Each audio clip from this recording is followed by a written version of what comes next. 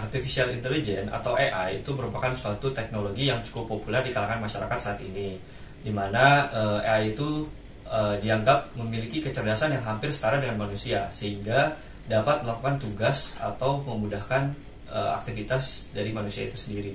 Namun di balik banyaknya kelebihan dan kecerdasan yang hampir setara dengan manusia ini, AI itu sendiri ada beberapa hal-hal yang perlu diperhatikan dalam penggunaan dan pengembangannya, agar dalam AI itu sendiri tidak menyusahkan atau mencelakakan manusia itu sendiri.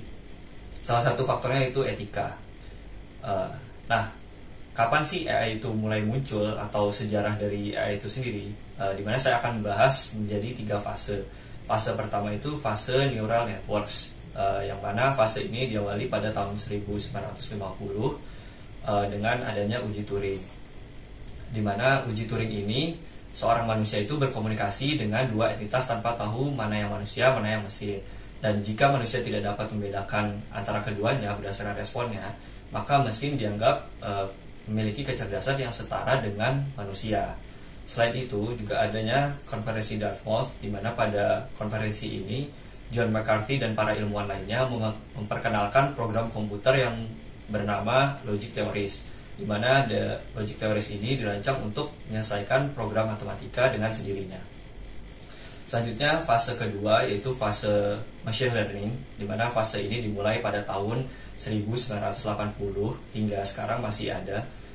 Fase ini tandai dengan munculnya komputer yang dapat mengalahkan juara dunia dalam permainan catur, di mana komputer ini diciptakan oleh IBM dan diisi dari data-data dan algoritma mengenai strategi dalam permainan catur, sehingga komputer ini dapat mengalahkan juara dunia dari catur tersebut. Kemudian fase yang ketiga yaitu fase deep learning, di mana fase ini diawali dari tahun 2011 hingga sekarang, di mana 2011 ini munculnya yaitu virtual assistant yang cukup populer hingga saat ini, yaitu Siri. Di mana Siri ini dianggap titik balik dari evolusi asisten virtual, di mana Siri menggunakan pengenalan suara dan pemrosesan bahasa alami untuk memberikan jawaban atas pertanyaan dan menjalankan perintah pengguna seperti membuka aplikasi, melakukan set alarm, dan berbagai lainnya. Kemudian pada era deep learning ini juga muncul salah satu penerapan AI yang cukup populer saat ini, yaitu adanya chatbot berupa ChatGPT yang muncul pada tahun 2018, di mana ChatGPT ini sangat canggih, dapat menjawab berbagai pertanyaan yang diberikan penggunanya. Kemudian dari sejarah AI, apa sih contoh-contoh aplikasi yang menerapkan AI yang kita gunakan sehari-hari? Misalnya ada virtual assistant. Virtual assistant itu banyak contoh aplikasi yang sudah ada dan populer saat ini. Contohnya Siri buatan Apple, Google Assistant, Alexa buatan Amazon, Cortana buatan Microsoft, dan yang lainnya. Kemudian juga terdapat contoh aplikasi di bidang medsos seperti Netflix dan juga YouTube, di mana menggunakan AI untuk algoritma memberikan referensi konten yang muncul di homepage atau beranda berdasarkan riwayat konten yang telah ditonton. Selain itu juga Twitter menggunakan AI untuk mengatur dan menyesuaikan feed beranda pengguna berdasarkan tweet yang relevan. Juga terdapat penerapan AI yang sering kita gunakan saat ini, yaitu Google Maps, di mana Google Maps ini menggunakan AI untuk memprediksi waktu tempuh berdasarkan kondisi-kondisi yang ada di lapangan seperti kemacetan dan yang lainnya. Kemudian dari berbagai canggihnya aplikasi AI yang ada saat ini, apa sih kekuatan kok bisa AI melakukan itu semua? Yang pertama itu AI itu memiliki kemampuan analitik yang cepat dan akurat, di mana berdasarkan data yang ada, walaupun jumlahnya sangat besar, AI akan melakukan analisis yang cepat dan akurat. Yang kita ketahui, manusia itu memiliki kemampuan, batas kemampuan, sehingga AI ini dapat dikatakan lebih unggul dalam segi kecepatannya. Selain itu, AI juga dapat memproses data secara objektif tanpa dipengaruhi oleh emosi atau bias manusia, di mana hal ini dapat mengurangi kesalahan dan meningkatkan akurasi dalam pengambilan keputusan. Dan kita ketahui apabila manusia mengambil keputusan terdapat faktor X atau faktor lainnya yaitu emosi, sehingga seringkali terdapat keputusan-keputusan yang kurang akurat dan objektif. Selain itu, AI juga mampu belajar dari data yang ada dan meningkatkan kinerjanya seiring waktu. Jadi AI ini bekerja berdasarkan big data, berdasarkan data yang telah atau sering ia proses selama perintah dari penggunanya, sehingga ia dapat memperbaiki kesalahan-kesalahan yang telah dilakukan. Sedangkan kita ketahui manusia juga memiliki batas memori, walaupun sering dilakukan, mungkin manusia memiliki lupa ingatan dan sebagainya. Kemudian dari banyaknya kekuatan AI yang ada pada saat ini membuat dampak dari AI pada dunia berbagai bidang itu menjanjikan untuk masa depan, di mana peningkatan produktivitas dan luapan inovasi akan mendorong pertumbuhan dan peluang ekonomi serta memberikan solusi baru untuk masalah-masalah konvensional. Berapa besar pertumbuhannya? Di mana menurut laporan terbaru dari PwC, perusahaan akuntansi yang cukup terkenal, AI akan meningkatkan PDB atau produk domestik bruto global secara 14% pada tahun 2030, serta adanya kontribusi terhadap ekonomi global sebesar hampir 16 triliun dolar. Selain itu, Asia akan menyumbangkan lebih dari setengah peningkatan tersebut, di mana Cina, Jepang, Korea Selatan, Taiwan, dan Singapura, Hong Kong itu memiliki peran penting dalam pengembangan AI itu sendiri. PwC ini juga memperkirakan bahwa AI akan meningkatkan PDB lebih dari 5% selama belasan tahun ke depan pada negara Asia yang kurang berkembang. Dan dari perkembangan yang cukup besar itu tidak mungkin tidak ada tantangan dari AI itu sendiri. Salah satunya pertimbangan etika dalam penggunaan AI.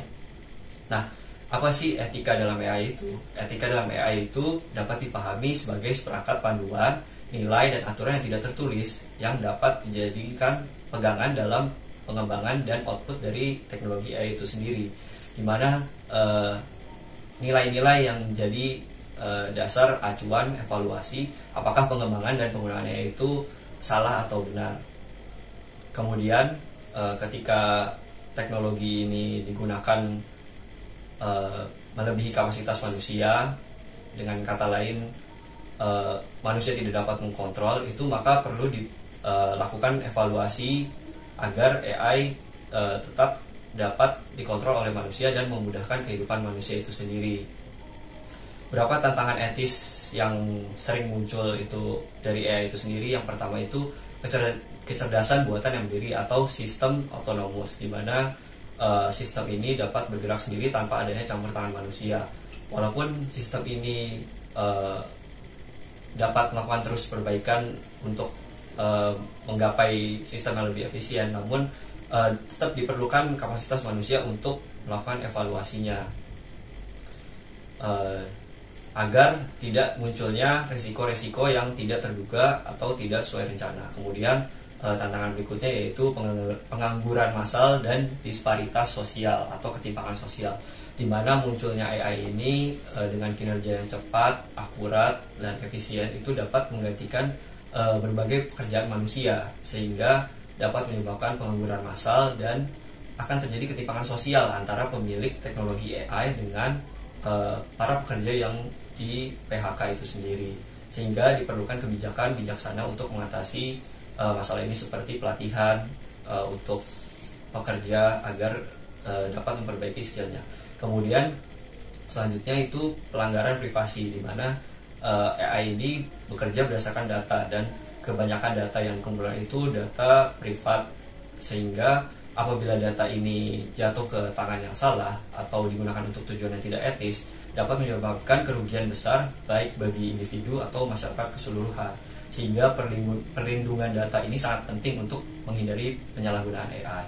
Selanjutnya, tantangan berikutnya yaitu AI ini sering bias dan juga diskriminasi, di mana AI ini kan memproses berdasarkan data. Nah, data ini apabila datanya bias atau diskriminasi yang ada di masyarakat, maka AI juga akan mengikuti dari pola bias atau diskriminasi yang ada pada kondisi sebenarnya, sehingga membuat pengambilan keputusan yang salah. Kemudian selanjutnya itu ada mengancam keamanan cyber dan juga ancaman militer, di mana AI ini dapat melakukan kejahatan cyber yang lebih sulit dideteksi dan juga dipertahankan. Selain itu juga AI dapat diterapkan ke teknologi militer sehingga dapat sangat berbahaya apabila digunakan untuk tujuan yang salah. Kemudian contoh beberapa AI yang tidak berjalan dengan lancar di dunia nyata. Yang pertama itu ada seorang pembawa acara radio yang mendapatkan bahwa faktanya itu salah di ChatGPT, di mana ChatGPT itu menuduh dia melakukan penggelapan dana.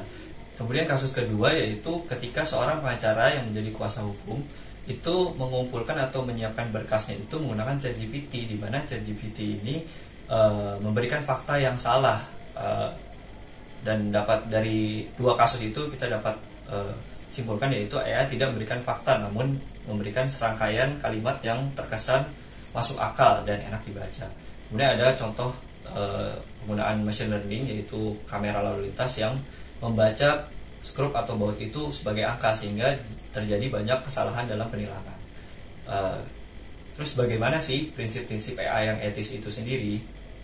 Di mana dikutip dari situs resmi IBM terdapat 3 prinsip yang sangat penting diterapkan atau digunakan dalam pengembangan dan penggunaan AI agar AI itu etis. Yang pertama itu respect for others, di mana prinsip ini berpegang pada perlindungan otonomi yang dimiliki oleh publik, di mana berkurangnya otonomi ini bisa menyebabkan kondisi tertentu seperti disabilitas mental, penyakit, dan lainnya. Kemudian ada beneficence, yaitu berdasarkan perlindungan kesehatan, di mana seorang dokter diambil sumpahnya untuk tidak menyakiti. Prinsip ini berguna untuk menghadapi resiko bias atau resiko lainnya yang muncul karena perbedaan yang ada. Kemudian ada prinsip justice atau keadilan. Kemudian selanjutnya dengan mempertimbangkan aspek-aspek ini kita dapat memastikan bahwa kecerdasan buatan atau AI ini dikembangkan dan digunakan dengan memperhatikan nilai-nilai etis yang berkelanjutan dan menjaga kesejahteraan yang masyarakat secara keseluruhan. Kemudian apa sih peran-peran regulasi dan kebijakan dalam etika AI ini? Regulasi dan kebijakan memainkan peran penting dalam mengatur pengembangan dan implementasi AI untuk memastikan bahwa teknologi ini digunakan secara etis, aman, dan bertanggung jawab. Dan berikut beberapa regulasi dari AI yang sudah ada di dunia ini. Kemudian selanjutnya itu gimana sih strategi untuk membangun kepercayaan pada AI? Yang pertama itu pahami teknologi AI. Jangan kita asal menggunakan atau mengembangkan tanpa kita memahami bagaimana cara kerja AI itu sendiri.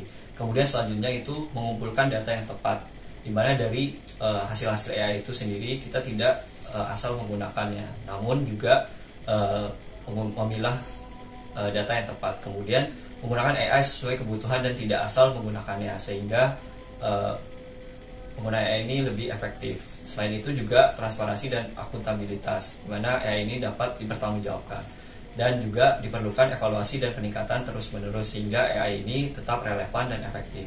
Sehingga dalam menghadapi era AI, kita sebagai user dan developer memiliki tanggung jawab untuk menggunakan dan mengembangkan teknologi ini secara bijak dan bertanggung jawab. Dengan pemahaman yang baik, pengumpulan data yang tepat, dan kesadaran akan tantangan dan potensial, kita dapat meraih manfaat maksimal dari AI itu sendiri tanpa mengorbankan privasi dan juga etika. Sekian dari materi yang saya sampaikan. Saya Ahmad Muntaza, terima kasih.